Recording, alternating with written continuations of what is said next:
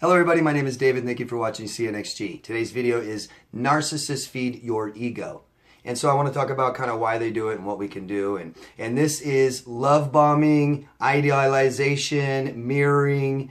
This is about crossing boundaries. This is about inappropriate flattery. So why do they do it, right? How I think they feel is these are people that have massive insecurities. So insecure. Profound emptiness, no identity, no sense of self of who they are, okay? So, these are people that have needs just like us. We all have needs, emotional needs that need to be met, okay? And so we look for attachment, and they're looking and seeking attachment with people.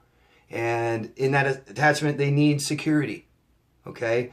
But they're looking for a partner that gratifies their own false ego.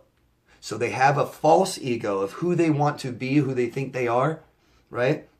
And they're looking for someone that gratifies that, okay? That feeds that tells them, yes, this is who you are, kind of like status, okay? So this is when the mirroring begins, right? They mirror right away. So they take on things about your identity. So they notice and pay really close attention to likes and dislikes and things that you identify with, and then they try to identify with that as well, and that gives them a sense of who they are. But it's false, and it feeds that false ego. They attach rather quickly in relationships, and they want you to do the same. They're delusional, okay? These are delusional people. Very important to remember. So the way they're thinking is delusional. And don't forget, if I don't need to say this, or if I need to say this, narcissists, borderline, psychopaths, sociopaths, histrionics, they cannot be in a relationship. They cannot have a relationship with anyone, a functional relationship. They cannot have a relationship with their partners, with any partner, any loves, friends. They can't have relationships with their family. They can't have relationships with coworkers. They will have problems with day-to-day interactions with people eventually, okay? So they cannot be in a relationship, but they have an illusion, a fake. They start building this fake relationship with you, an illusion of what they want, okay? So like everyone else also, they get excited. We all do. In a relationship, or when we meet someone that we like, and we're attracted to, things like this, we get excited. Okay, and we all idealize a little bit, or we wouldn't pursue that relationship if we didn't a little bit. We have hormones that are rising. We have endorphins. We have oxytocin. We have serotonin and dopamine that are going up in extreme measures. We also have cortisol that triggers these things and intensifies them. So we all have that, okay? But you have to understand that narcissists and stuff like this have problems with their emotions. They're out of control. They can't control it. Okay, they have massive failed relationships all the time. They have this idealized illusion of what a relationship is supposed to be and what they want to be.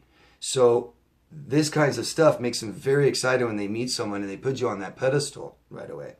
And they begin feeding your ego, which feeds their ego. So they're really trying to feed their ego in the beginning of this relationship. So they may find out that your favorite flower are white roses. They may find that out in the first week of dating, and they may 2-3 weeks give you white roses.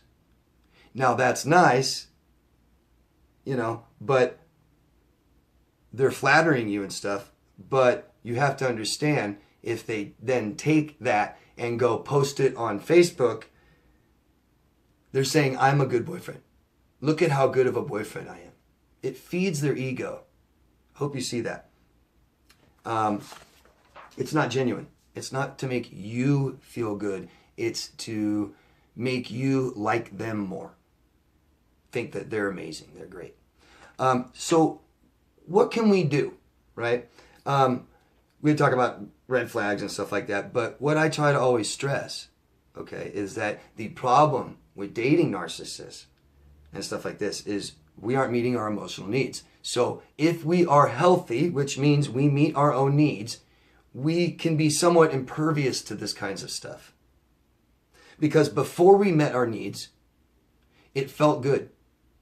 I mean, you think about it, if you didn't have supportive parents your whole life and now you have someone that supports you, if you didn't have loving parents, loving family, now you have someone that shows you they love you, pretends they love you, makes you feel loved, okay? You fall for it. So after you learn to start meeting your emotional needs, that kind of stuff will be uncomfortable. It's too much, okay? So number 2, realize that you always control the speed that you're comfortable with in a relationship. Very important.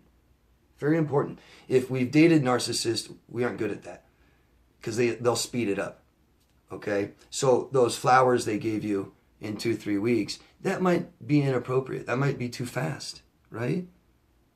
Okay, if they gave you those flowers, 2 or 3 months at least, 6 months, 9 months, it's, there's a difference with the speed at which things go. But the most important thing to know is that you need to feel comfortable in that speed.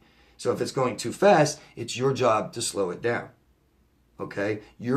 Number 3 is you're allowed to tell someone to cease flattery.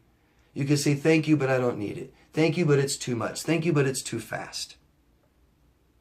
And taking this kind of control in a relationship will make you feel comfortable, make you feel secure, make you feel safe, okay? And narcissists don't like that. So it won't work out very well, okay? So I hope I identified what they're doing when they're love bombing you, idealizing you, putting you up on that pedestal. It feels good. They're excited. They have to try and meet their needs. They just don't know how, okay? They cannot be in a relationship, period, with anybody. There's always going to be problems. It won't be functional. It will not work. They will not meet your needs. They'll just try and meet theirs. And they never will. They never will. You can never make a narcissist feel secure in a relationship. How about that? You just can't. You cannot make them feel secure enough because they're too insecure people. That's why we always make sure we're healthy before we enter a relationship or there's problems, okay? Any questions you guys have, please, like always, go down below and ask me. And love yourself first. Thank you. Bye-bye.